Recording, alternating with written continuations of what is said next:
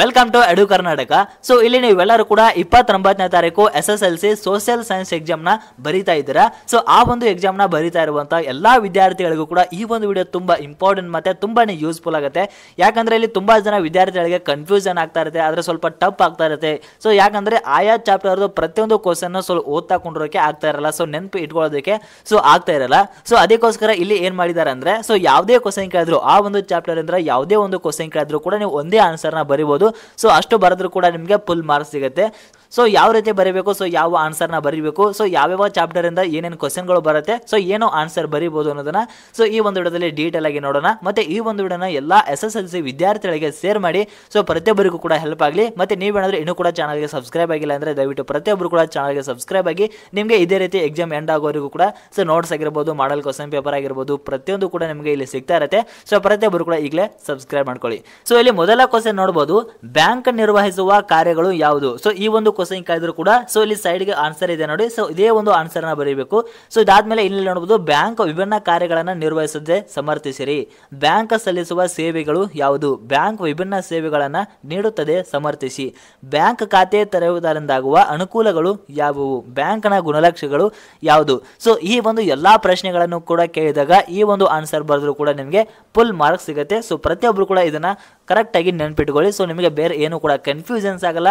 So ಈ ಒಂದು answer ನ ನೆನ್ಪಿಟ್ಕೊಂಡ್ರೆ ಸಾಕು, ಇಷ್ಟು ಕ್ವಶನ್ ಗಳಿಗೂ ಕೂಡ ನೀವು ಆನ್ಸರ್ ನ ಸೊ ಪರ್ಫೆಕ್ಟ್ ಮಾಡ್ಕೊಂಡಂಗೆ ಆಗುತ್ತೆ. ಸೊ ಇದಾದ್ಮೇಲೆ ನೋಡಬಹುದು, ಆವರ್ತ ಮಾರುತಗಳು, ಭೂಕಂಪ, ಭೂಕುಸಿತ, ಕಡಲ ಕೊರೆತ, ಪ್ರವಾಹದ ಪರಿಣಾಮಗಳು.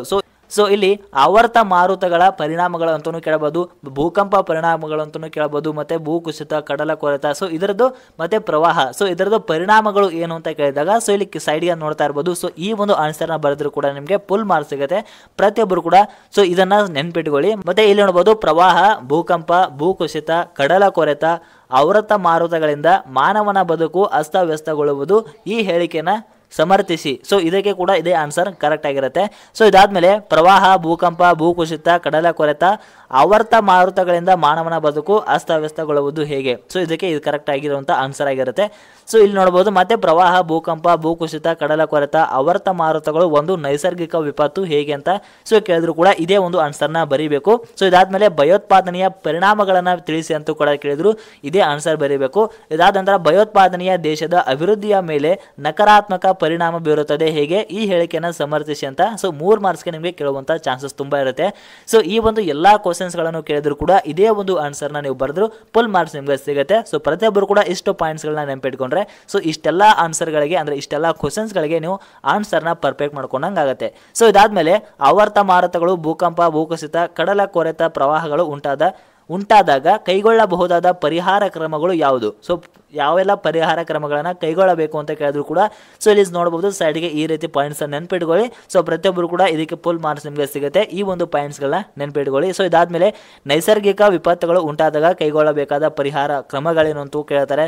ಆನಂತರ ಆವರ್ತ ಮಾರುತಗಳು, ಭೂಕಂಪ, ಭೂಕುಸಿತ, ಕಡಲ ಕೊರೆತ, ಪ್ರವಾಹಗಳ ಪರಿಣಾಮಗಳನ್ನ ಮಿತಗೊಳಿಸಲು ಕೈಗೊಳ್ಳಬೇಕಾದ ಪರಿಹಾರ ಕ್ರಮಗಳನ್ನ ತಿಳಿಸಿ ಅಂತ ಕೇಳಿದ್ರು ಕೂಡ ಸೊ ಇಷ್ಟು ಕ್ವಶನ್ ಕೇಳಿದ್ರು ಕೂಡ ನೀವು ಸೊ ಇಲ್ಲಿ ಸೈಡ್ ಏನ್ ನೋಡ್ತಾ ಇದ್ದೀರಾ ಸೊ ಇದೇ ಒಂದು ಆನ್ಸರ್ ಬರೆದ್ರು ಕೂಡ ನಿಮಗೆ ಸೊ ಫುಲ್ ಮಾರ್ಕ್ಸ್ ಸಿಗುತ್ತೆ. ಪ್ರತಿಯೊಬ್ಬರು ಕೂಡ ಇಷ್ಟು ಪಾಯಿಂಟ್ಸ್ ಗಳನ್ನ ನೆನ್ಪಿಟ್ಕೊಳ್ಳಿ. ಸೊ ಇದಾದ್ಮೇಲೆ ಪ್ರವಾಹ, ಭೂಕಂಪ, ಭೂಕುಸಿತ, ಕಡಲ ಕೊರೆತ, ಆವರ್ತ ಮಾರುತಗಳಿಗೆ ಕಾರಣಗಳನ್ನ ತಿಳಿಸಿ ಅಥವಾ ಆವರ್ತ ಮಾರುತಗಳಿಗೆ ಮಾನವನ ಕೃತ್ಯಗಳು ಕಾರಣ ಸಮರ್ಥಿಸಿದೆ ಅಂತ ಕೇಳ್ತಾರೆ. ಸೊ ಇದಾದ್ಮೇಲೆ ಆವರ್ತ ಮಾರುತಗಳಿಗೆ ಮಾನವನ ಕೃತ್ಯಗಳು ಕಾರಣ ಹೇಗೆ.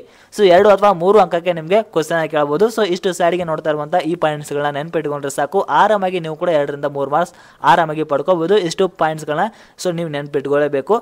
ಸೊ ಇದಾದ್ಮೇಲೆ ಪ್ರವಾಹ, ಭೂಕಂಪ, ಭೂಕುಸಿತ, ಕಡಲ ಕೊರೆತ, ಆವರ್ತ ಮಾರುತಗಳ ನಿಯಂತ್ರಣ ಕ್ರಮಗಳು. ಸೊ ಆಲ್ರೆಡಿ ಇವಾಗ ಸೊ ನಿಮಗೆ ಕ್ವಶನ್ ಬಂದಿದೆ. ಸೊ ಇವನ್ನ ಎಲ್ಲ ಪಾಯಿಂಟ್ಸ್ ಗಳನ್ನು ಕೂಡ ಸೊ ನೀವು ನೆನ್ಪಿಟ್ಕೊಳ್ಬೇಕಾಗತ್ತೆ. ಸೊ ಇದಾದ್ಮೇಲೆ ನೋಡಬಹುದು, ಕೃಷಿ, ಕೈಗಾರಿಕೆ, ಸಾರಿಗೆಗಳು ಭಾರತದ ಆರ್ಥಿಕ ಅಭಿವೃದ್ಧಿಯಲ್ಲಿ ಮಹತ್ವ ಪಾತ್ರ ವಹಿಸುತ್ತದೆ, ಸಮರ್ಥಿಸಿ ಅಂತ ಕೇಳ್ತಾರೆ. ಈ ಒಂದು ಕ್ವಶನ್ಗೂ ಕೂಡ ಇದೇ ಒಂದು ಸೈಡ್ಗೆ ನೋಡ್ತಾ ಇರುವಂತ ಈ ಒಂದು ಆನ್ಸರ್ ಬರೆದ್ರು ಕೂಡ ಸೊ ನಿಮಗೆ ಫುಲ್ ಮಾರ್ಕ್ಸ್ ಸಿಗುತ್ತೆ. ಸೊ ಇಲ್ಲಿ ಅಂದ್ರೆ ಸೊ ಕೃಷಿ ಅಂತ ಅಷ್ಟನ್ನು ಕೇಳಬಹುದು, ಆನಂತರ ಕೈಗಾರಿಕೆ ಅಂತ ಅಷ್ಟನ್ನು ಕೇಳಬಹುದು, ಆನಂತರ ಸಾರಿಗೆಗಳು ಭಾರತದ ಆರ್ಥಿಕ ಅಭಿವೃದ್ಧಿಯಲ್ಲಿ ಮಹತ್ವ ಪಾತ್ರ ವಹಿಸುತ್ತದೆ, ಸಮರ್ಥಿಸಿ ಅಂತ ಕೇಳಿದಾಗ ಇಷ್ಟು ಆನ್ಸರ್ ನೀವು ಬರೀಬೇಕಾಗತ್ತೆ.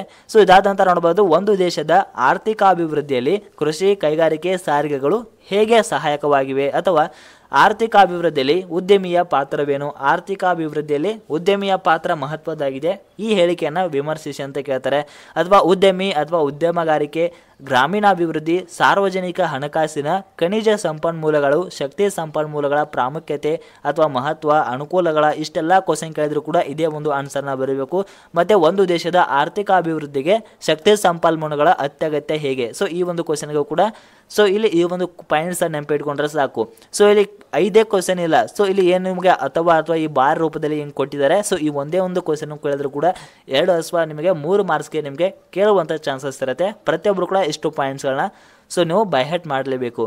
ಸೊ ಇದಾದಮೇಲೆ ಸೊ ಇಲ್ಲಿ ನೋಡ್ಬೋದು, ಕೈಗಾರಿಕೆಗಳ ಸ್ಥಾನೀಕರಣವನ್ನು ನಿರ್ಧರಿಸುವ ಅಂಶಗಳು ಅಥವಾ ಕೈಗಾರಿಕಾ ಅಭಿವೃದ್ಧಿಯಲ್ಲಿ ನಿರ್ಧರಿಸುವ ಅಂಶಗಳು ಯಾವುದು? ಕಬ್ಬಿಣ ಮತ್ತು ಉಕ್ಕು ಕೈಗಾರಿಕೆ ಸ್ಥಾನೀಕರಣವನ್ನು ನಿರ್ಧರಿಸುವ ಅಂಶಗಳು ಯಾವುದು? ಸಕ್ಕರೆ ಕೈಗಾರಿಕೆಯ ಸ್ಥಾನೀಕರಣ ನಿರ್ಧರಿಸುವ ಪ್ರಮುಖ ಅಂಶಗಳು ಯಾವುದು? ಕಾಗದ ಕೈಗಾರಿಕೆಯ ಸ್ಥಾಪನೆಯ ಮೇಲೆ ಪ್ರಭಾವ ಬೀರುವ ಅಂಶಗಳು ಯಾವುದು? ಭಾರತದಲ್ಲಿ ಕೈಗಾರಿಕೆಗಳು ಕೆಲವು ಪ್ರದೇಶಗಳಲ್ಲಿ ಮಾತ್ರ ಸೀಮಿತಗೊಂಡಿವೆ ಏಕೆ? ಸೊ ಈ ಒಂದು ಎಲ್ಲ ಕ್ವಶನ್ಗಳನ್ನು ಕೇಳಿದ್ರು ಕೂಡ ಸೊ ಇಲ್ಲಿ ಸೈಡಿಗೆ ಕಾಣ್ತಿರುವಂಥ ಇಷ್ಟು ಪಾಯಿಂಟ್ಸ್ಗಳನ್ನ ನೀವು ಬರೆದ್ರೆ ಕೂಡ ನಿಮಗೆ ಫುಲ್ ಮಾರ್ಕ್ಸ್ ಸಿಗುತ್ತೆ. ಸೊ ಇದಾದಮೇಲೆ ನೋಡ್ಬೋದು, ಖನಿಜ ಸಂಪನ್ಮೂಲಗಳ ಪ್ರಾಮುಖ್ಯತೆಯನ್ನು ಅಥವಾ ಮಹತ್ವ ಅಥವಾ ಉಪಯೋಗಿಸಿ. ಸೊ ಉಪಯೋಗ ತಿಳಿಸಿ ಅಂತ ಕೇಳಿದ್ರು ಕೂಡ ಈ ಒಂದು ಆನ್ಸರ್ ಬರೀಬೇಕು. ಅಥವಾ ದೇಶದ ಅಭಿವೃದ್ಧಿಯಲ್ಲಿ ಖನಿಜ ಸಂಪನ್ಮೂಲಗಳ ಪಾತ್ರವೇನು? ಕಬ್ಬಿಣ, ಮ್ಯಾಂಗನೀಸ್, ಅಬ್ರಕ, ಅಲ್ಯೂಮಿನಿಯಂಗಳ ಪ್ರಾಮುಖ್ಯತೆಯನ್ನು ಅಥವಾ ಮಹತ್ವ ಅಥವಾ ಉಪಯೋಗ ತಿಳಿಸಿ ಅಂತ ಕೇಳಿದ್ರು ಕೂಡ ಈ ಒಂದು ಆನ್ಸರ್ನ ಬರೀಬೇಕು. ಸೊ ಇದಾದಮೇಲೆ ನೋಡ್ಬೋದು, ಬ್ರಹ್ಮ ಅಥವಾ ಆರ್ಯ ಸಮಾಜ ಅಥವಾ ಪ್ರಾರ್ಥನಾ ಸಮಾಜ ಅಥವಾ ಸತ್ಯಶೋಧಕ ಸಮಾಜದ ಅಥವಾ ರಾಮಕೃಷ್ಣ ಮಿಷನ್ ಅಥವಾ ಅಲಿಗಾರ್ ಚಳವಳಿಯ ಕೊಡುಗೆಗಳನ್ನು ತಿಳಿಸಿ ಅಂತ ಕೇಳಿದ್ರು ಕೂಡ ನೋಡಿ ಈ ಒಂದು ಎಲ್ಲ ಸಮಾಜ ಸೊ ಇಲ್ಲೇನೋ ಸತ್ಯಶೋಧಕ ಸಮಾಜ, ಪ್ರಾರ್ಥನಾ ಸಮಾಜ, ಆರ್ಯ ಸಮಾಜ, ಈ ಒಂದು ಎಷ್ಟು ಸಮಾಜಗಳಿದ್ದಾವೆ. ಸೊ ಎಲ್ಲ ಸಮಾಜಗಳ ಕೊಡುಗೆಗಳನ್ನು ಕೇಳಿದ್ರು ಕೂಡ ಇಲ್ಲಿ ನೋಡ್ಬೋದು ಸೈಡ್ಗೆ ಇರುವಂಥ ಉತ್ತರ ಇಷ್ಟು ಬರೆದ್ರು ಕೂಡ ನಿಮಗೆ ಫುಲ್ ಮಾರ್ಕ್ಸ್ ಸಿಗುತ್ತೆ. ಯಾಕಂತ ಹೇಳಿದ್ರೆ ಎಲ್ಲ ಸಮಾಜದಲ್ಲೂ ಕೂಡ ಕಾಮನ್ ಆಗಿರುವಂಥ ಸೊ ಇವ ಕೊಡುಗೆಗಳು. ಸೊ ಇದನ್ನ ಬರೆದ್ರು ಕೂಡ ನಿಮಗೆ ಮಾರ್ಕ್ಸ್ ಸಿಗುತ್ತೆ. ನೋಡಿ ಕೆಳಗಡೆ ನೋಡ್ಬೋದು, ಬ್ರಹ್ಮ ಅಥವಾ ಆರ್ಯ ಸಮಾಜ ಅಥವಾ ಪ್ರಾರ್ಥನಾ ಸಮಾಜ ಅಥವಾ ಸತ್ಯಶೋಧಕ ಸಮಾಜ ಅಥವಾ ರಾಮಕೃಷ್ಣ ಮಿಷನ್ ಬೋಧನೆಯ ತತ್ವಗಳು ಅಥವಾ ಉದ್ದೇಶಗಳು ಕೇಳಿದ್ರು ಕೂಡ ಇದೇ ಒಂದು ಆನ್ಸರ್ನ ನೀವು ಬರೀಬೇಕು. ಸೊ ಇದಾದಮೇಲೆ ನೋಡ್ಬೋದು, ಜಲ ಸಂಪನ್ಮೂಲಗಳ ಪ್ರಾಮುಖ್ಯತೆ ಅಥವಾ ವಿವಿಧೋದ್ದೇಶ ನದಿ ಕಣಿವೆ ಯೋಜನೆಗಳ ಉದ್ದೇಶಗಳನ್ನು ತಿಳಿಸಿ. ದೇಶದ ಅಭಿವೃದ್ಧಿಯಲ್ಲಿ ಜಲ ಸಂಪನ್ಮೂಲಗಳ ಪಾತ್ರ. ದೇಶದ ಆರ್ಥಿಕ ಅಭಿವೃದ್ಧಿಯಲ್ಲಿ ವಿವಿಧೋದ್ದೇಶ ನದಿ ಕಣಿವೆ ಯೋಜನೆಗಳ ಪಾತ್ರವೇನು? ಸರ್ಕಾರ ವಿವಿಧೋದ್ದೇಶ ನದಿ ಕಣಿವೆ ಯೋಜನೆಗಳಿಗೆ ಒತ್ತು ನೀಡುತ್ತಿದೆ ಏಕೆ? ಅಥವಾ ದಾಮೋದರ್ ಅಥವಾ ಕೋಸಿ ಅಥವಾ ನಾಗಾರ್ಜುನ ಸಾಗರ ಅಥವಾ ಬಾಕ್ರಾನಂಗಲ್ ಅಥವಾ ಹಿರಾಕೂಡ್ ತುಂಗಭದ್ರಾ ನದಿ ಕಣಿವೆ ಯೋಜನೆಗಳ ಸೊ ಉದ್ದೇಶಗಳನ್ನು ಕೇಳಿದ್ರು ಕೂಡ ನಿಮಗೆ ಈ ಒಂದು ಆನ್ಸರ್ನ ಬರೀಬೇಕು. ನಿಮಗೆ 3 ಅಥವಾ 4 ಮಾರ್ಕ್ಸ್ಗೆ ಈ ಒಂದು ಕ್ವಶನ್ನ ಕೇಳುವಂಥ ಚಾನ್ಸಸ್ ತುಂಬ ಇರುತ್ತೆ. ಸೊ ಇದಾದಮೇಲೆ ನೋಡ್ಬೋದು, ಜಾಗತೀಕರಣ ಲಕ್ಷಣಗಳು ಅಥವಾ ಜಾಗತೀಕರಣದ ಅನುಕೂಲಗಳು ಅಥವಾ ಪರಿಣಾಮಗಳು ಅಥವಾ ಜಾಗತೀಕರಣವು ವಿಶ್ವದ ಆರ್ಥಿಕ ಚಲನೆಗೆ ಹೇಗೆ ಸಹಕಾರಿಯಾಗಿದೆ. ಸೊ ಇದನ್ನು ಈ ರೀತಿ ಕೇಳಿದ್ರು ಕೂಡ ನಿಮಗೆ ಸೈಡ್ಗೆ ಇರುವಂಥ ಆನ್ಸರ್ನ ನೀವು ಬರೀಬೇಕು. ಸೊ ಈ ಒಂದು ಎಲ್ಲ ಪಾಯಿಂಟ್ಸ್ಗಳನ್ನು ಕೂಡ ನೀವು ನೆನಪಲ್ಲಿ ಇಟ್ಕೋಬೇಕು. ಸೊ ಇದಾದ್ಮೇಲೆ ಬಾಲ ಕಾರ್ಮಿಕ ಪದ್ಧತಿ ಅಥವಾ ಮಕ್ಕಳ ಮೇಲಿನ ಲೈಂಗಿಕ ದೌರ್ಜನ್ಯ, ಹೆಣ್ಣು ಭ್ರೂಣ ಹತ್ಯೆ, ಬಾಲ್ಯ ವಿವಾಹ, ಮಕ್ಕಳ ಸಾಗಾಣಿಕೆ ಮತ್ತು ಮಾರಾಟಕ್ಕೆ ಕಾರಣಗಳನ್ನು ತಿಳಿಸಿ ಅಂತ ಕೇಳಿದ್ರು ಕೂಡ ಸೊ ಇಲ್ಲಿ ನೀವು ಆನ್ಸರ್ ನೋಡಬಹುದು. ಸಾಮಾಜಿಕ ಪರಿಸರದ ಕೊರತೆ, ವಲಸೆ, ಕೃಷಿ ಸಮಾಜದ ಬಿಕ್ಕಟ್ಟುಗಳು, ಪೋಷಕರ ದುಶ್ಚಟಗಳು, ಕುಟುಂಬ ಆರ್ಥಿಕ ಸ್ಥಿತಿ, ವರದಕ್ಷಿಣೆ, ಅನಕ್ಷರತೆ ಇಷ್ಟು ಬರೆದ್ರು ಕೂಡ ನಿಮಗೆ ಫುಲ್ ಮಾರ್ಕ್ಸ್ ಸಿಗುತ್ತೆ. 3 ಮಾರ್ಕ್ಸ್ಗೆ ನಿಮಗೆ ಕೇಳುವಂಥ ಚಾನ್ಸಸ್ ತುಂಬ ಇರುತ್ತೆ. ಸೊ ಇದಾದ್ಮೇಲೆ ನೋಡಬಹುದು, ಬಾಲ ಕಾರ್ಮಿಕ ಪದ್ಧತಿ, ಮಕ್ಕಳ ಮೇಲಿನ ಲೈಂಗಿಕ ದೌರ್ಜನ್ಯ, ಹೆಣ್ಣು ಭ್ರೂಣ ಹತ್ಯೆ, ಬಾಲ್ಯ ವಿವಾಹ, ಮಕ್ಕಳ ಸಾಗಾಣಿಕೆ ಮತ್ತು ಮಾರಾಟದ ದುಷ್ಪರಿಣಾಮಗಳು ಯಾವುದು ಅಂತ ಕೇಳ್ತಾರೆ. ಅಥವಾ ಬಾಲ ಕಾರ್ಮಿಕ ಪದ್ಧತಿ ಹಲವು ದುಷ್ಪರಿಣಾಮಗಳನ್ನು ಹುಟ್ಟು ಹಾಕುತ್ತದೆ, ಈ ಹೇಳಿಕೆಯನ್ನು ಸಮರ್ಥಿಸಿ ಅಂತಲೂ ಕೇಳಬಹುದು. ಅಥವಾ ಬಾಲ ಕಾರ್ಮಿಕ ಪದ್ಧತಿ ಒಂದು ಸಾಮಾಜಿಕ ಪಿಡುಗು ಆಗಿದೆ ಹೇಗೆ? ಅಥವಾ ಮಕ್ಕಳ ಸಾಗಾಣಿಕೆಯು ಸೃಷ್ಟಿಸುವ ಸಮಸ್ಯೆಗಳು, ಸೊ ಮಕ್ಕಳ ಸಾಗಾಣಿಕೆಯಿಂದ ಆಗಿರುವಂತಹ ಸಮಸ್ಯೆಗಳು ಏನು ಅಂತ ಕೇಳ್ತಾರೆ. ಅಥವಾ ಬಾಲ್ಯ ವಿವಾಹ ಉಂಟು ಮಾಡುವ ಸಾಮಾಜಿಕ ದುಷ್ಪರಿಣಾಮಗಳು ಕೇಳಿದ್ರು ಕೂಡ ಈ ಒಂದು ಎಲ್ಲ ಆನ್ಸರ್ನ ಬರೀಬೇಕು. ಮಕ್ಕಳ ಸರ್ವತೋಮುಖ ಬೆಳವಣಿಗೆ ಕುಂಠಿತ, ಮಕ್ಕಳ ಮೇಲೆ ದೌರ್ಜನ್ಯ, ಮಕ್ಕಳ ಹಕ್ಕುಗಳ ಉಲ್ಲಂಘನೆ, ಮಕ್ಕಳ ಸಾವು, ಗಂಭೀರ ರೋಗದ ಅಪಾಯಗಳು, ಮಾದಕ ವ್ಯಸನಗಳಿಗೆ ಬಲಿ, ದೈಹಿಕ ಮತ್ತು ಲೈಂಗಿಕ ಶೋಷಣೆ ಬರೆದ್ರೆ ನಿಮಗೆ ಫುಲ್ ಮಾರ್ಕ್ಸ್ ಸಿಗುತ್ತೆ. ಸೊ ಇದಾದ್ಮೇಲೆ ನೋಡಬಹುದು, ಬಾಲ ಕಾರ್ಮಿಕ ಪದ್ಧತಿ ಅಥವಾ ಮಕ್ಕಳ ಮೇಲಿನ ಲೈಂಗಿಕ ದೌರ್ಜನ್ಯ ಅಥವಾ ಹೆಣ್ಣು ಭ್ರೂಣ ಹತ್ಯೆ, ಬಾಲ್ಯ ವಿವಾಹ ಮತ್ತು ಸಾಗಾಣಿಕೆ ಮತ್ತು ಮಾರಾಟವನ್ನು ತಡೆಯುವ ಪರಿಹಾರ ಕ್ರಮಗಳೇನು? ಸೊ ಇವನು ಕೇಳುತ್ತಾರೆ. ಸೊ ಇದಾದ್ಮೇಲೆ ಬಾಲ ಕಾರ್ಮಿಕ ಪದ್ಧತಿಯ ನಿವಾರಣೆಗೆ ನಿಮ್ಮ ಸಲಹೆಗಳೇನು? ಮಕ್ಕಳ ಸಾಗಾಣಿಕೆ ನಿಯಂತ್ರಣಕ್ಕಾಗಿ ಸರ್ಕಾರ ಕೈಗೊಂಡಿರುವ ಕ್ರಮಗಳು ಕೇಳಿದ್ರು ಕೂಡ ಸೊ ಇಲ್ಲಿರುವಂಥ ಆನ್ಸರ್ನ ನೀವು ಬರೆದ್ರೆ ಆರಾಮಾಗಿ ನಿಮಗೆ ಕೂಡ ಫುಲ್ ಮಾರ್ಕ್ಸ್ ಸಿಗುತ್ತೆ. ಸೊ ಇದಾದ್ಮೇಲೆ ನೋಡ್ಬೋದು, ಉತ್ತರ ಮೈದಾನ ಪ್ರಾಮುಖ್ಯತೆಯನ್ನು ತಿಳಿಸಿ ಅಥವಾ ಉತ್ತರ ಮೈದಾನವು ದೇಶದ ಆರ್ಥಿಕ ಅಭಿವೃದ್ಧಿಯಲ್ಲಿ ಪ್ರಮುಖ ಪಾತ್ರ ವಹಿಸಿದೆ ಅಂತ ಕೇಳ್ತಾರೆ. ಸೊ ಈ ಹೇಳಿಕೆಯನ್ನು ಸಮರ್ಥಿಸಿ ಅಂತ ಕೇಳಿದಾಗ ಈ ಒಂದು ಆನ್ಸರ್ನ ಬರೀಬೇಕು. ಅಥವಾ ಪರ್ಯಾಯ ಪ್ರಸ್ಥಭೂಮಿಯ ಪ್ರಾಮುಖ್ಯತೆ ಏನು ಅಂತ ಕೇಳ್ತಾರೆ. ಅಥವಾ ಪರ್ಯಾಯ ಪ್ರಸ್ಥಭೂಮಿಯ ದೇಶದ ಆರ್ಥಿಕ ಅಭಿವೃದ್ಧಿಯಲ್ಲಿ ಪ್ರಮುಖ ಪಾತ್ರ ವಹಿಸಿದೆ. ಈ ಹೇಳಿಕೆಯನ್ನು ಸಮರ್ಥಿಸಿ ಅಥವಾ ಭಾರತದ ಕರಾವಳಿ ಮೈದಾನಗಳ ಪ್ರಾಮುಖ್ಯತೆ ತಿಳಿಸಿ ಅಥವಾ ಭಾರತದಲ್ಲಿ ಕೆಲವು ಭಾಗಗಳು ಅಧಿಕ ಜನಸಾಂದ್ರತೆಯನ್ನು ಹೊಂದಿರಲು ಕಾರಣಗಳೇನು ಅಂತ ಕೇಳ್ತಾರೆ. ಅಥವಾ ಭಾರತದ ಉತ್ತರ ಮೈದಾನಗಳು ಹೆಚ್ಚು ಜನಸಾಂದ್ರತೆ ಹೊಂದಿವೆ, ಸೊ ಯಾಕೆ ಅಂತ ಕೇಳ್ತಾರೆ. ಅಥವಾ ದಕ್ಷಿಣ ಭಾರತದ ತೀರ ಪ್ರದೇಶಗಳು ಅತಿಯಾದ ಜನಸಾಂದ್ರತೆಯನ್ನು ಹೊಂದಿವೆ, ಸೊ ಯಾಕೆ ಅಂತ ಕೇಳ್ತಾರೆ. 2 ಮಾರ್ಕ್ಸ್ಗೆ ನಿಮಗೆ ಅಥವಾ 3 ಮಾರ್ಕ್ಸ್ಗೆ ಕೇಳುವಂಥ ಚಾನ್ಸಸ್ ಇರುತ್ತೆ. ಸೊ ಇಲ್ಲಿ ನೋಡ್ಬೋದು ಸೈಡ್ಗೆ ಇರುವಂಥ ಇಷ್ಟು ಆನ್ಸರ್ ಬರೆದ್ರು ಕೂಡ ನಿಮಗೆ ಈ ಒಂದು ಎಲ್ಲ ಕ್ವಶನ್ಸ್ಗಳಿಗೆ ಪರ್ಫೆಕ್ಟ್ ಆಗ್ತೀರಾ. ವಿಶಾಲ ಮೈದಾನ, ಫಲವತ್ತಾದ ಮಣ್ಣು, ಕೃಷಿಗೆ ಪೂರಕ ಅನೇಕ ನದಿಗಳು, ನೀರಾವರಿ ಸೌಕರ್ಯ, ಸಾರಿಗೆ ಸಂಪರ್ಕಗಳ ಅಭಿವೃದ್ಧಿ, ವ್ಯಾಪಾರಕ್ಕೆ ಪೂರಕ, ಖನಿಜಗಳ ಉಗ್ರಾಣ, ಇಷ್ಟು ಬರೆದ್ರೆ ನಿಮಗೆ ಫುಲ್ ಮಾರ್ಕ್ಸ್ ಸಿಗುತ್ತೆ. ಸೊ ಇದಾದ್ಮೇಲೆ ನೋಡ್ಬೋದು ಭಾರತದಲ್ಲಿ ಮಾನವ ಅಭಿವೃದ್ಧಿ ಸೂಚ್ಯಂಕ ಕಡಿಮೆ ಇರುವುದಕ್ಕೆ ಕಾರಣ ನೀಡಿ ಅಥವಾ ಭಾರತದಲ್ಲಿ ಮಾನವ ಅಭಿವೃದ್ಧಿ ಸೂಚ್ಯಂಕ ಕಡಿಮೆ ಇದೆ ಏಕೆ? ಅನಾಭಿವೃದ್ಧಿ ರಾಷ್ಟ್ರದ ಲಕ್ಷಣಗಳು ಯಾವುದು? ಭಾರತದಲ್ಲಿ ಗ್ರಾಮೀಣ ಆರ್ಥಿಕ ಪರಿಸ್ಥಿತಿ ಹೇಗಿದೆ?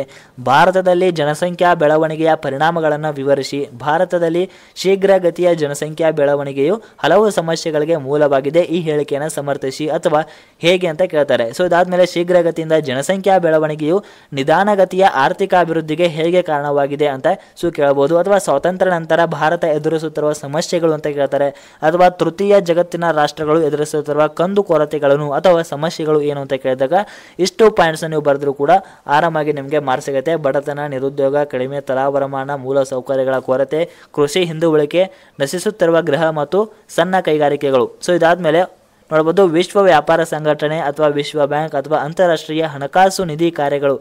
ಸೊ ಇದಕ್ಕೆ ಆನ್ಸರ್ ಏನಿದೆ ಅಂತ ನೋಡ್ಬೋದು. ಅಂತಾರಾಷ್ಟ್ರೀಯ ವ್ಯಾಪಾರ ಬೆಳವಣಿಗೆ, ಅಂತಾರಾಷ್ಟ್ರೀಯ ವ್ಯಾಪಾರ ಮತ್ತು ಹಣಕಾಸಿನ ಸಮಸ್ಯೆಗಳ ನಿವಾರಣೆ, ಆರ್ಥಿಕ ಬೆಳವಣಿಗೆ, ಸೊ ವಿದೇಶಿ ಪಾವತಿ ಸಮತೋಲನ, ಇಷ್ಟು ಬರೆದ್ರೆ ನಿಮಗೆ ಮಾರ್ಕ್ಸ್ ಕೇಳ್ಬೋದು. ಸೊ ಇಲ್ಲಿ ನಿಮಗೆ ವಿಶ್ವ ವ್ಯಾಪಾರ ಸಂಘಟನೆಯ ಕಾರ್ಯಗಳು ಅಂತ ಕೇಳ್ತಾರೆ, ಅಥವಾ ವಿಶ್ವ ಬ್ಯಾಂಕ್ನ ಕಾರ್ಯಗಳು ಅಂತ ಕೇಳ್ಬೋದು, ಅಥವಾ ಅಂತಾರಾಷ್ಟ್ರೀಯ ಹಣಕಾಸು ನಿಧಿ ಕಾರ್ಯಗಳು ಅಂತ ಕೇಳ್ಬೋದು. ಇಷ್ಟು ಆನ್ಸರ್ ಬರೆದ್ರೆ ಸಾಕು.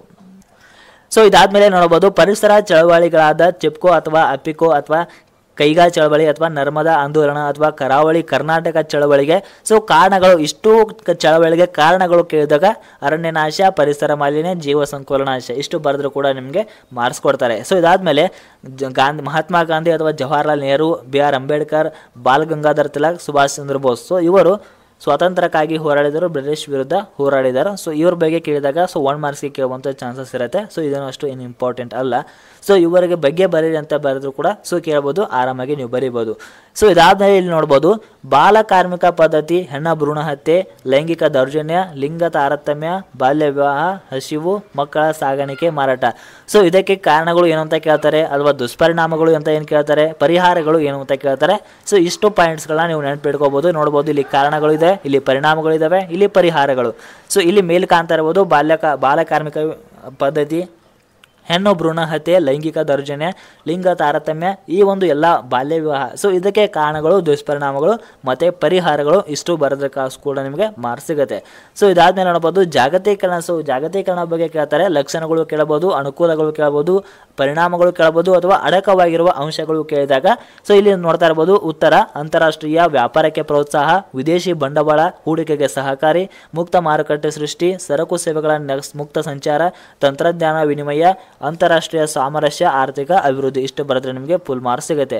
ಸೊ ಇದಾದ್ಮೇಲೆ ಆವೃತ ಮಾರುತಗಳು, ಪ್ರವಾಹಗಳು, ಭೂಕುಸಿತಗಳು, ಸಮುದ್ರ ತೀರದ ಕೊರೆತ, ಭೂಕಂಪಗಳು, ಸೊ ಇದಕ್ಕೆ ಕಾರಣಗಳು, ದುಷ್ಪರಿಣಾಮಗಳು, ಪರಿಹಾರಗಳು ಕೇಳಿದಾಗ ಸೊ ಇಲ್ಲಿ ನೋಡ್ತಾ ಇರುವಂಥ ಪಾಯಿಂಟ್ಸ್ನ ನೀವೆಲ್ಲರೂ ಕೂಡ ನೆನಪಿಟ್ಕೊಳ್ಳಬೇಕು. ಸೊ ಇದಾದ್ಮೇಲೆ ಸೊ ಬ್ಯಾಂಕ್ ಬಗ್ಗೆ ನಿಮಗೆ ಇಲ್ಲಿ ಕಾರ್ಯಗಳು, ಸೇವೆಗಳು, ಅನುಕೂಲಗಳು, ಪ್ರಯೋಜನಗಳು, ಲಾಭಗಳು ಅಥವಾ ಲಕ್ಷಣಗಳು ಕೇಳಿದಾಗ ಸೊ ಇಲ್ಲಿರುವಂಥ ಉತ್ತರವನ್ನು ನೀವು ಬರೀಬೇಕಾಗುತ್ತೆ. ಸೊ ಇದಾದ್ಮೇಲೆ ಇಲ್ಲಿ ಸಮಾಜದಲ್ಲಿ ಅಂದರೆ ಇಲ್ಲಿ ಬ್ರಹ್ಮ ಸಮಾಜ, ಪ್ರಾರ್ಥನಾ ಸಮಾಜ, ಆರ್ಯ ಸಮಾಜ, ಯುವ ಬಂಗಾಳಿ ಚಳವಳಿ, ಸತ್ಯಶೋಧಕ ಸಮಾಜ, ರಾಮಕೃಷ್ಣ ಮಿಷನ್, ಧರ್ಮ ಪರಿಪಾಲನಾ ಯೋಗಂ, ಅಲಿಗರ್ ಚಳವಳಿ.